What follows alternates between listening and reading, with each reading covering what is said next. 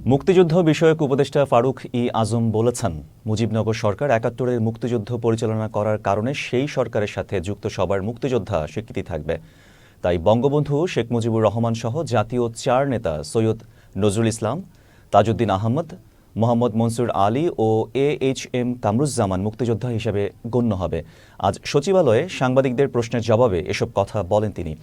এর আগে মঙ্গলবার রাতে বীর মুক্তিযোদ্ধার নতুন সংজ্ঞা নির্ধারণ করে জাতীয় মুক্তিযোদ্ধা কাউন্সিল জামুকা আইনের সংশোধনী অধ্যাদেশ জারি করে সরকার।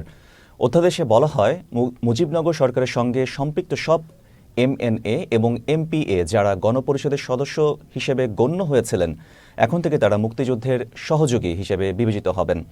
এ অধ্যাদেশ অনুযায়ী ৪ শতাধিক নেতার মুক্তিযোদ্ধা স্বীকৃতি বাতিল করে এদের পরিচয় মুক্তিযুদ্ধের সহযোগী হিসেবে নির্ধারণ করা হলো।